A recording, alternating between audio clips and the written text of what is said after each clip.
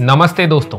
पिछले एक महीने से इजरायल और हमास के बीच भयंकर युद्ध देखने को मिल रहा है। 7 अक्टूबर 2023 को हमास ने इजरायल के ऊपर 5000 से भी ज्यादा रॉकेट्स दागे थे, जिनमें से कुछ को तो इजरायल के आयरन डोम टेक्नोलॉजी ने रोक लिया, लेकिन इनमें से कई रॉकेट्स इजरायली सिटीज तक पहुंचने में कामयाब हो गए। इस हमले में 1400 से ज्यादा इजरायली सिटीजन्स की जान जा चुकी है और इस डाइवर्जन का फायदा उठाते हुए हमास के लड़ाकों ने ग्लाइडर्स की मदद से इजरायल की टेरिटरी में प्रवेश किया और वहां से 200 लोगों को बंधक बनाकर गाजा स्ट्रिप ले आए। इस अप्रत्याशित हमले से बौखलाकर इजरायल ने नॉर्दर्न गाजा के ऊपर एयर स्ट्राइक का ऑर्डर दे दिया और 1 घंटे के भीतर ही इजरायली प्लेन गाजा के ऊपर बम बरसा गए।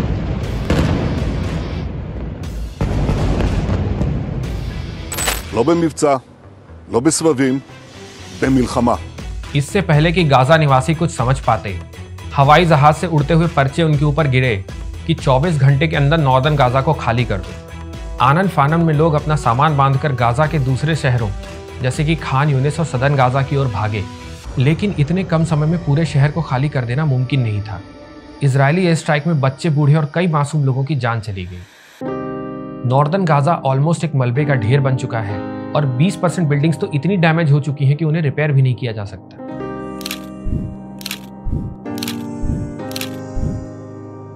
गाजा स्ट्रिप की फ्यूल, वाटर और फूड सप्लाई को पूरी तरह से रोक दिया गया है और गाजा का एकमात्र फंक्शनल पावर प्लांट अब बंद हो चुका है और हमास को कंट्रोल करने की कोशिश में वो ह्यूमैनिटेरियन एड को भी अंदर नहीं जाने दे रहा है। इजरायल की एयर बॉम्बिंग्स में गाजा शहर के स्कूल और हॉस्पिटल्स भी पूरी तरह से डैमेज हो गए हैं और हॉस्पिटल्स में बिजली और दवाइयों के अभाव में घायल लोगों को भी बेसिक केयर से ज्यादा कुछ नहीं मिल पा रहा है। यूनाइटेड नेशंस के साथ साथ रशिया, टर्की और दुनिया के कई देश इस व्यवहार की कड़ी निंदा कर रहे हैं।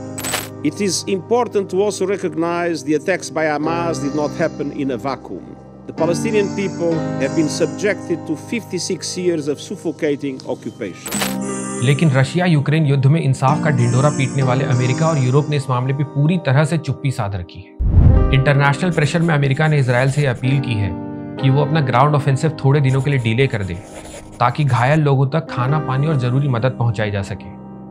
लेकिन फिर भी खुलकर पूछने पर अमेरिकी राष्ट्रपति जो बाइडेन ऐसा कह रहे हैं कि उन्होंने इजरायल को कोई भी इंस्ट्रक्शन नहीं दिया है और इजरायल अपने सारे फैसले खुद ले रहा है। कुछ एक्सपर्ट्स का मानना है कि अमेरिका ने इजरायल को ऐसा इसलिए कहा है ताकि उसे मिडिल ईस्ट में अपने ट्रूप्स मूव करने का टाइम मिले और अगर हिजबुल्लाह या ईरान इजरायल के अगेंस्ट कोई एक्शन लेते हैं तो वो इजरायल की मदद कर सके और एक कुछ दिनों का डिले एक बड़े अटैक की तैयारी है। इजरायली एयर स्ट्राइक्स में अब तक 7700 से ज्यादा गाजा निवासियों ने अपनी जान गंवाई है और हजारों और लोग हॉस्पिटल्स में घायल पड़े हैं और अभी तक इस युद्ध को खत्म करने की दिशा में कोई भी महत्वपूर्ण कदम नहीं लिया गया। आखिर क्या सही है और क्या गलत? क्या कारण है कि हमास ने इजरायल के ऊपर इतना बड़ा अटैक कर दिया और अपने काउंटर ऑफेंसिव में इजरायल इतना एग्रेसिव क्यों है?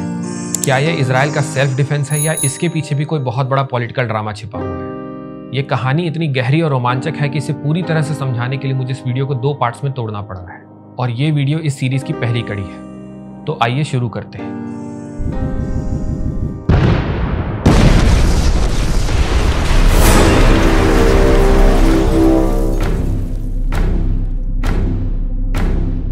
– 2007 से हमास गाजा स्ट्रिप की डी फैक्टो गवर्निंग अथॉरिटी है। हमास का यह दावा है कि इजरायल ने गाजा स्ट्रिप को एक ओपन एयर प्रिजन बना रखा है जहां 140 स्क्वायर माइल एरिया में 25 लाख लोग कैद हैं। 2007 में हमास के पावर में आने के बाद इजरायल ने गाजा स्ट्रिप पे पूरी तरह से लैंड, एयर और सी ब्लॉकेड लगा रखा है और इजरायल की इजाज़त के बिना ना कोई सामान या इंसान गाजा स्ट्रिप में आ सकता है और ना कोई गाजन या कोई सामान गाजा स्ट्रिप से बाहर जा सकता है। इससे गाजा स्ट्रिप की इकोनॉमिक अपॉर्चुनिटीज ऑलमोस्ट 0 हो चुकी है।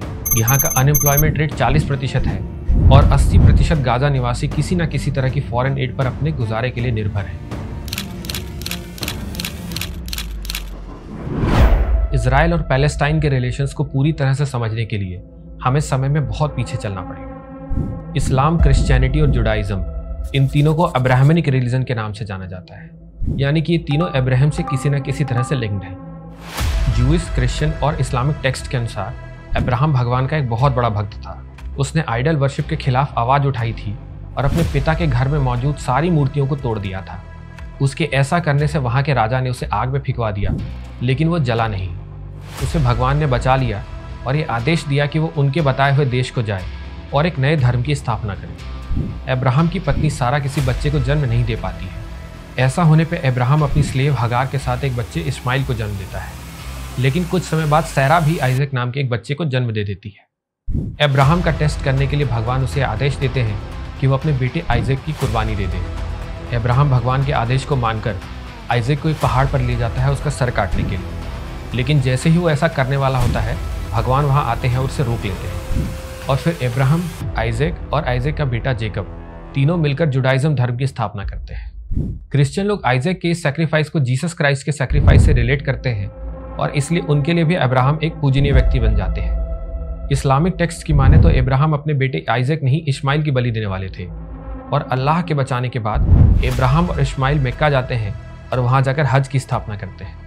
अब इन तीनों रिलीजियस स्टोरीज की कॉमन कड़ी है वो जगह जहाँ पे आइजैक को सैक्रिफाइस देना होता है और जहाँ पर भगवान आकर अब्राहम को सही रास्ता दिखाते हैं। इस जगह को हिस्टोरिक टेक्स्ट में माउंट मोरिया कहा गया है और ये मॉडर्न डे जेरूसलम में टेम्पल माउंट के नाम से जाना जाता है।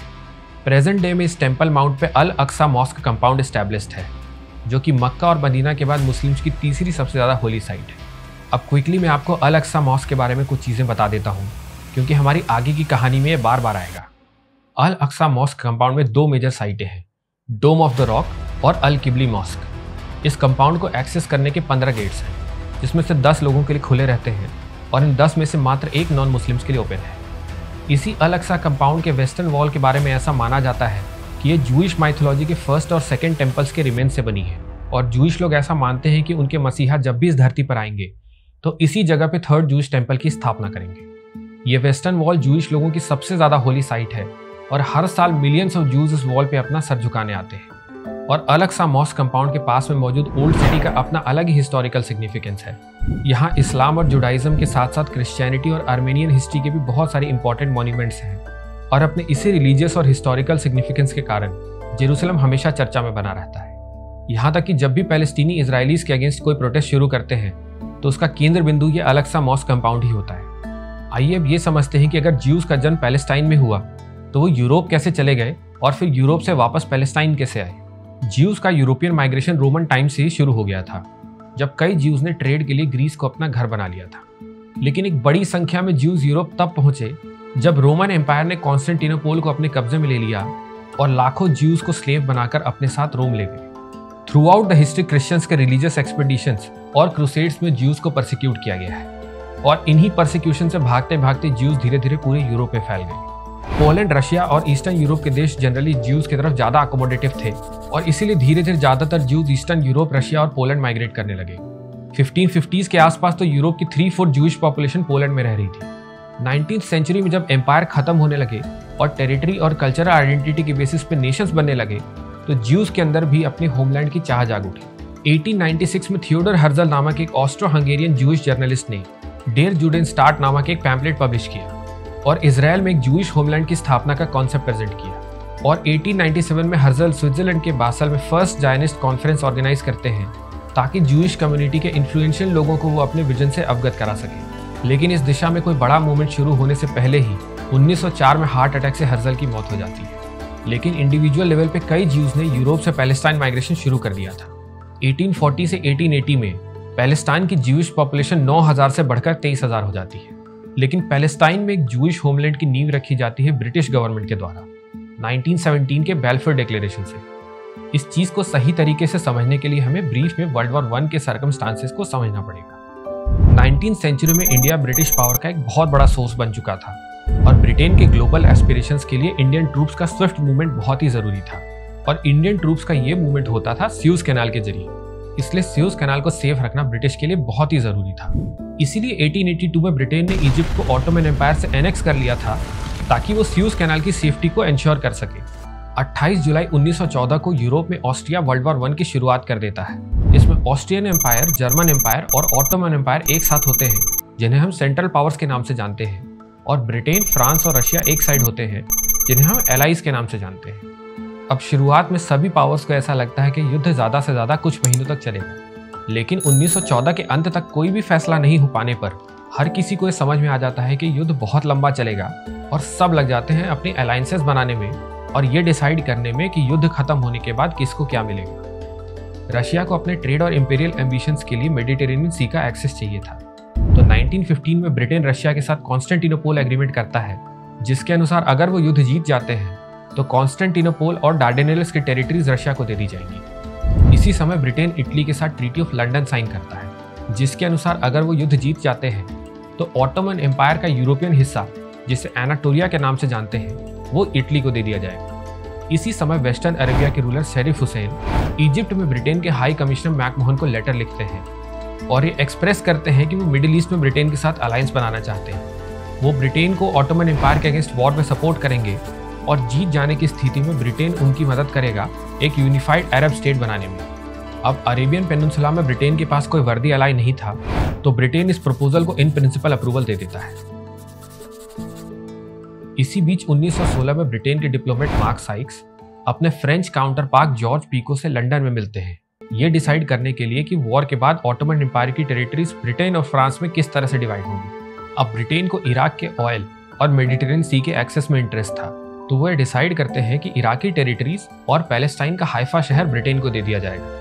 और सीरिया में फ्रांस के रिलीजियस इंटरेस्ट थे, इसलिए ये डिसाइड करता है कि सीरिया और लेबनान का हिस्सा फ्रांस को दे दिया जाए और बीच के इलाके को 2 जोन्स में डिवाइड किया जाएगा, जिसमें से नॉर्दर्न जोन फ्रेंच इन्फ्लुएंस में रहेगा और सदर्न जोन ब्रिटिश इन्फ्लुएंस में। पैलेस्टाइन के स्पेशल रिलीजियस सिग्निफिकेंस होने के कारण इसे एक इंटरनेशनल जोन बनाने का फैसला किया गया। अब कई आर्टिकल्स में आपने ऐसा लिखा देखा होगा कि ब्रिटेन को वर्ल्ड वॉर 1 जीतने के लिए अमेरिकी सपोर्ट की जरूरत थी और ऐसा करने के लिए उसने ज्यूज को पैलेस्टाइन में एक लैंड प्रॉमिस कर दिया ताकि अमेरिका में मौजूद ज्यूज अपनी सरकार को परस्यूएड करें और यूएस ब्रिटेन की हेल्प के लिए वॉर में आ जाए। लेकिन मुझे ये बात फैक्चुअली इनकरेक्ट लगती है। 1914 में अमेरिका में ज्यूज का पॉपुलेशन शेयर मात्र 3% था। अब इतनी कम पॉपुलेशन अपनी सरकार को इतना बड़ा डिसीजन लेने में मजबूर कर दे, ये बिलीव करना थोड़ा मुश्किल है। बाल्फोर डिक्लेरेशन के पीछे ब्रिटेन की बहुत बड़ी स्ट्रैटेजी थी और इसमें कई ज्यूज का भी बहुत बड़ा कंट्रीब्यूशन था। आइए इस बात को समझते हैं। साइक्स पाइकट एग्रीमेंट में ब्रिटेन ये एग्री कर लेता है कि पैलेस्टाइन एक इंटरनेशनल जोन रहेगा जिसे कि सारे एलाइज मिलकर एडमिनिस्टर करेंगे। लेकिन मिडिल ईस्ट में होने वाली ज्यादातर फाइटिंग तो ब्रिटिश सोल्जर करने वाले थे और अगर सारी फाइटिंग और टाइम ब्रिटेन करेगा तो पैलेस्टाइन को किसी और कंट्री के साथ शेयर करने के पक्ष में ब्रिटेन बिल्कुल नहीं था। दूसरी वजह यह थी कि ब्रिटेन ने अपने अरब एलाइज को प्रॉमिस कर रखा था कि वो एक इंडिपेंडेंट अरब नेशन बनाने में उनकी सहायता करेंगे। अब ऐसे में अगर पैलेस्टाइन एलाइड नेशंस के जॉइंट कंट्रोल में रहेगा तो अरब नेशन के फॉर्मेशन से रिलेटेड कोई भी डिसीजन ब्रिटेन यूनिलैटरली नहीं ले पाएगा। और तीसरी वजह यह थी कि ब्रिटेन को पर्शियन गल्फ और मेडिटेरेनियन सी के बीच में अनरिस्ट्रिक्टेड एक्सेस चाहिए था ताकि वो ऑयल और ट्रूप्स का मूवमेंट अपनी मर्जी के हिसाब से कर सके। अब ऐसे में अगर वो पैलेस्टाइन जूस को दे देता है तो जूइश स्टेट हमेशा ब्रिटेन की तरफ ऑब्लाइज्ड रहेगा और मिडिल ईस्ट रीजन में कोई भी प्रॉब्लम आने पे वो ब्रिटेन की मदद करेगा। लेकिन वर्ल्ड वॉर 1 कोई ब्रिटेन की लड़ाई तो थी नहीं, इसमें ब्रिटेन की साइड से फ्रांस, रशिया, इटली और यूनाइटेड स्टेट्स भी लड़ रहे थे। तो एक अनकॉन्कर्ड टेरिटरी से रिलेटेड कोई भी डिक्लेरेशन ब्रिटेन के लिए इशू कर पाना अपने आप में पॉसिबल नहीं था। इसके लिए बाकी एलाइड नेशंस को कन्विंस करना भी बहुत ही जरूरी था और ये काम करते हैं 2 जूइश लीडर्स, हाइन वाइजमैन और नाहम सोकोलोव।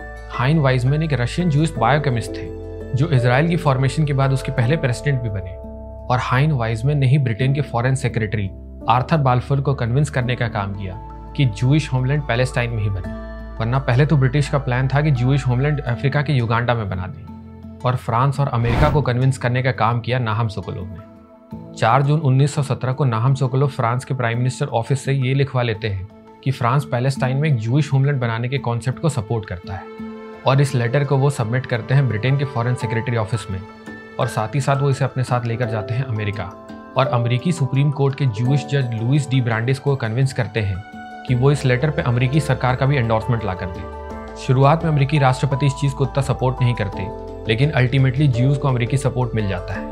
अमेरिका और फ्रांस का सपोर्ट मिलते ही 1917 में ब्रिटेन बाल्फोर डिक्लेरेशन पब्लिश करता है जिसमें वो अनाउंस करता है कि पैलेस्टाइन में एक जूइश होमलैंड की फॉर्मेशन में वो ज्यूज की सहायता करेगा। 11 दिसंबर 1917 को ब्रिटेन के जनरल एलेनबी जेरूसलम को कैप्चर कर लेते हैं और अप्रैल 1918 में हाइन वाइजमैन दूसरे ज़ायनिस्ट लीडर्स के साथ जेरूसलम में प्रवेश करते हैं और एक हिब्रू यूनिवर्सिटी की स्थापना करते हैं। अब ध्यान देने वाली बात यह है कि अभी तक ब्रिटिश ने अरब लीडर्स को बिल्कुल भी कंसल्ट नहीं किया है। पैलेस्टाइन में हिब्रू यूनिवर्सिटी के फाउंडेशन से अरब वर्ल्ड में हो हल्ला शुरू हो जाता है। 1 अक्टूबर 1918 को जनरल एलेनबी सीरिया के दमास्कस में इंटर करते हैं शरीफ हुसैन के बेटे फैजल की नॉर्दर्न अरब आर्मी के साथ। दमास्कस के लोग फैजल की विक्ट्री के ऑनर में एक विक्ट्री परेड भी निकालते हैं और मौके का फायदा उठाकर बिना ब्रिटिश अप्रूवल के फैजल अपने आप को सीरिया का गवर्नर डिक्लेयर कर देता है। अब ब्रिटिश को यह पता था कि उन्हें सीरिया फ्रांस को हैंडओवर करना है और वो फैजल को उसका लेजिटिमेट रूलर नहीं बना सकते।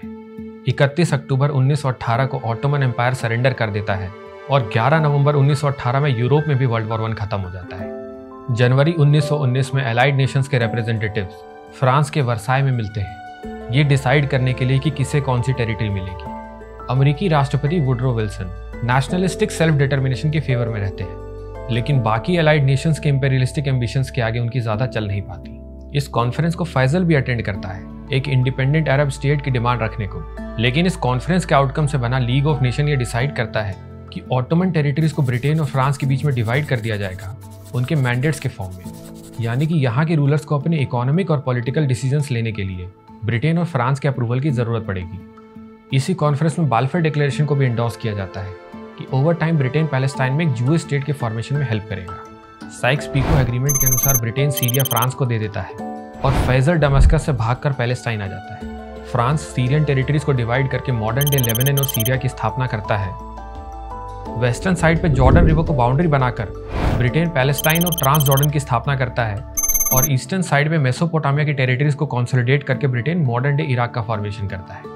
लेकिन बहुत ही जल्द इराकी लोग ब्रिटेन के रूल को नकार देते हैं और इराक में शांति लाने के लिए ब्रिटेन को फैजल को इराक का राजा बनाना पड़ जाता है। शरीफ हुसैन के दूसरे बेटे अब्दुल्ला को ब्रिटेन ट्रांस जॉर्डन का राजा बना देता है। जेरूसलम को ब्रिटिश अपने कंट्रोल में ही रखते हैं और वहाँ अपना एडमिनिस्ट्रेशन चलाते हैं।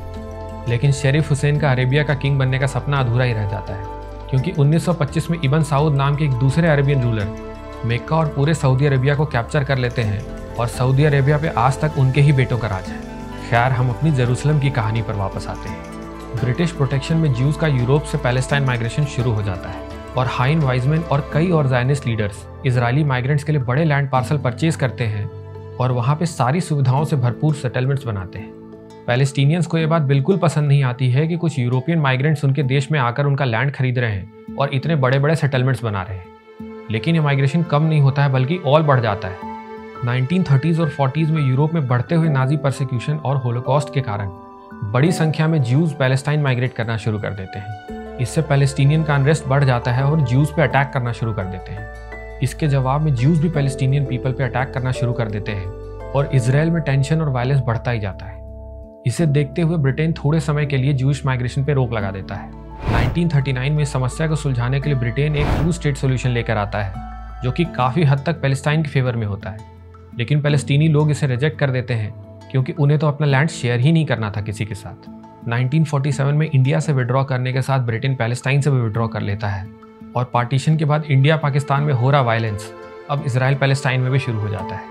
23 सितंबर 1947 को पैलेस्टाइन मुद्दे को सॉल्व करने के लिए यूनाइटेड नेशंस एक एडहॉक कमेटी बनाती है, जो कि यूनाइटेड नेशंस के सामने एक 2 स्टेट सॉल्यूशन प्रेजेंट करती है। 29 नवंबर 1947 को इस 2 स्टेट सॉल्यूशन को वोटिंग के जरिए अप्रूव कर दिया जाता है। इस प्रपोजल को पैलेस्टीनियंस तो रिजेक्ट कर देते हैं, लेकिन ज्यूज इसे एक्सेप्ट करते हुए 14 मई 1948 को इंडिपेंडेंट स्टेट ऑफ इजराइल का फॉर्मेशन करते हैं। नोट करने वाली बात यह होती है कि इसी समय अरब स्टेट्स को भी इंडिपेंडेंस मिली होती है और अरब नेशनलिज्म अपने पीक पे होता है। अरब नेशंस को यह बात गंवारा नहीं होती है कि उनके नेबरहुड में एक यूरोपियन कम्युनिटी ने आकर अपना स्टेट बना लिया है और 1948 में ही इजिप्ट, सीरिया, लेबनान, जॉर्डन और इराक मिलकर इसराइल पे अटैक कर देते हैं। इसे फर्स्ट अरब इसराइल वॉर के नाम से जाना जाता है, क्योंकि आगे ऐसे 3 और युद्ध होने वाले हैं। इस इमीडिएट अटैक से इसराइल हारने ही वाला होता है कि यूनाइटेड नेशंस एक 4 हफ्ते का सीज फायर लगा देता है। ये सीज फायर ह्यूमैनिटेरियन एफर्ट्स के लिए था, लेकिन यूएन के इंस्ट्रक्शंस का उल्लंघन करते हुए इसराइल चेकोस्लोवाकिया से आर्म्स और इक्विपमेंट्स इंपोर्ट कर लेता है। और इसी समय जब अरब स्टेट्स दुनिया भर के नेशन से मिलिट्री इक्विपमेंट मांगने जाते हैं, तो यूएन डायरेक्टिव की दुहाई देते हुए हर स्टेट उन्हें मना कर देता है। पूरी तरह से तैयार इसराइल सीज फायर खत्म होते ही अरब स्टेट्स पे अटैक कर देता है। और इस बार अरब स्टेट्स का अटैक उतना कोऑर्डिनेटेड नहीं रहता, उनमें आपसी कोऑपरेशन मिसिंग रहता है और हर स्टेट अपनी टेरिटरीज बढ़ाने की फिराक में लगा रहता है। इसराइल वेस्ट बैंक के 2 टाउन्स लिड्डा और रामल्ला को कैप्चर कर लेता है और 70,000 पैलेस्टीनियंस को वेस्ट बैंक छोड़कर भागना पड़ता है। सारे अरब स्टेट्स इसराइल के साथ पीस एग्रीमेंट साइन करते हैं और इस वॉर के पहले जहां इसराइल के पास हिस्टोरिक पैलेस्टाइन का मात्र 55% हिस्सा था, वो बढ़कर 78% हो जाता है और 7 लाख पैलेस्टीनियन लोग जो पहले पूरे एरिया में रहते थे, वो वेस्ट बैंक, गाजा स्ट्रिप और आसपास के कंट्रीज में भागने पे मजबूर हो जाते हैं। दोस्तों, सेकेंड अरब इसराइल वॉर की शुरुआत होती है 1956 में। 26 जुलाई 1956 को इजिप्ट के president Gamal Abdel Nasser Suez Canal को नेशनलाइज कर देते हैं, जो कि पहले ब्रिटिश और फ्रेंच कंपनीज के कंट्रोल में थी। स्यूज कैनाल को अपने कंट्रोल में वापस लेने के लिए ब्रिटेन इजराइल को एडवाइस करते हैं कि वो सिनाई पेनिनसुला को कैप्चर कर ले, और नवंबर 1956 तक ये प्लान सक्सेसफुल भी हो जाता है। लेकिन तभी यूएस प्रेसिडेंट आइजनहावर ब्रिटेन को चेतावनी देते हैं कि अगर ब्रिटेन मिडिल ईस्ट से बाहर नहीं निकला तो यूएस ब्रिटिश गवर्नमेंट के पाउंड स्टर्लिंग बॉन्ड्स को शॉर्ट कर देगा और मार्केट में इन बॉन्ड्स की सप्लाई इतनी बढ़ा देगा कि पाउंड स्टर्लिंग क्रैश हो जाए। यूएस फ्रांस को भी चेतावनी देता है कि अगर वो इजिप्ट से बाहर नहीं निकला तो उसे नेटो से निकाल दिया जाए। यूएस के साथ साथ यूएसएसआर भी ब्रिटेन और फ्रांस को चेतावनी देता है कि अगर वो इजिप्ट से बाहर नहीं निकले तो यूएसएसआर ब्रिटेन और फ्रांस के विरुद्ध युद्ध छेड़ देगा। फाइनली ब्रिटेन, फ्रांस और इजराइल को इजिप्ट से विड्रॉ करना पड़ता है और United Nations Egypt Israel border की पुलिसिंग करने के लिए यूएन पीस कीपर फोर्स की स्थापना करती है। इस पूरे झमेले से इजराइल को एक फ़ायदा होता है कि स्यूज कैनाल को इजरायली शिप्स के लिए खोल दिया जाता है। लेकिन ये शांति ज़्यादा दिनों तक नहीं चलती है। 1967 में इजरायली प्रेसिडेंट गमाल दोबारा से स्यूज कैनाल को इजराइल के लिए बंद कर देते हैं। वो यूएन पीस कीपिंग फोर्स को इजिप्ट इजराइल बॉर्डर से हटने को कहते हैं और अपने फोर्सेस डिप्लॉय करके थर्ड अरब इजराइल वॉर की शुरुआत कर देते हैं। लेकिन इजराइल इस बार पहले से ही सतर्क था। वो इजिप्ट पे एयर स्ट्राइक करके उसके एयर फोर्स को पहले ही बेकार कर देता है और अपने ग्राउंड अटैक से 6 दिन के अंदर वो दोबारा से पूरे सिनाई पेनिनसुला को कैप्चर कर लेता है। इस लड़ाई में सीरिया और जॉर्डन भी इजिप्ट के साथ ज्वाइन करते हैं, लेकिन 6 दिनों के अंदर ही इजराइल उन्हें भी हरा देता है। वॉर के एंड तक सिनाई पेनिनसुला के साथ साथ सीरिया का गोलन हाइट्स और जॉर्डन से वेस्ट बैंक को भी इजराइल पूरी तरह से कैप्चर कर लेता है और 3 लाख पैलेस्टीनियंस को वेस्ट बैंक और 1 लाख सीरियंस को गोलन हाइट्स छोड़कर भागना पड़ता है। इस कड़ी का चौथा और आखिरी अरब इजरायली वॉर होता है 1973 में। 6 अक्टूबर 1973 को अपनी खोई हुई टेरिटरीज को वापस पाने के लिए इजिप्ट और सीरिया इजराइल पर सरप्राइज अटैक कर देते हैं। 3 दिन की हैवी फाइटिंग के बाद इजराइल इजिप्ट का एडवांसमेंट रोक देता है और सीरिया को वापस सीज फायर लाइन तक ढकेल देता है। 1 हफ्ते के अंदर इजरायली आर्मी सीरिया के कैपिटल दमास्कस तक पहुंच जाती है और 24 अक्टूबर तक इजरायली आर्मी की डिस्टेंस कायरो से मात्र 100 किलोमीटर दूर रहती है। इस लड़ाई की वजह से यूएस और यूएसएसआर के बीच में भी काफ़ी टेंशन बढ़ जाती है, क्योंकि ये एरा कोल्ड वॉर का एरा था। यूएस इजराइल को सपोर्ट कर रहा था और यूएसएसआर अरब स्टेट्स को। ये वॉर और एस्केलेट ना हो, इसलिए 25 अक्टूबर को इस वॉर को ख़त्म कर दिया जाता है। इजराइल ये एग्री करता है कि उसे अगर अरब स्टेट्स के साथ रहना है तो वो लगातार वॉर्स नहीं लड़ सकता है। 1978 में इजराइल अरब स्टेट्स के साथ कैंप डेविड अकॉर्ड साइन करता है और पूरा सिनाई पेनिनसुला इजिप्ट को वापस कर देता है। हालांकि गोलन हाइट्स और वेस्ट बैंक अभी भी इजराइल के कब्जे में है।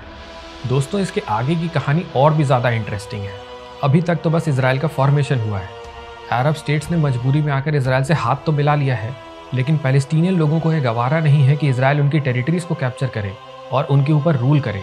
ये सिविलियन प्रोटेस्ट आगे जाकर हमास के फॉर्मेशन का कारण बनता है और पैलेस्टीनियन प्रोटेस्ट जो अब तक पीसफुल चल रहे थे वो एक वायलेंट फॉर्म एक्वायर करते हैं। 7 अक्टूबर 2023 का हमास का अटैक उसी रेजिस्टेंस की एक कड़ी है। लेकिन हमास का फॉर्मेशन कैसे हुआ और इतने दुश्मनों से घिरे होने के बावजूद इजराइल एक डेवलप्ड नेशन कैसे बना? वेस्ट बैंक और गाजा स्ट्रिप पे अपना कंट्रोल रखने के बावजूद हमास के आतंकवादी हथियार कहाँ से लाते हैं?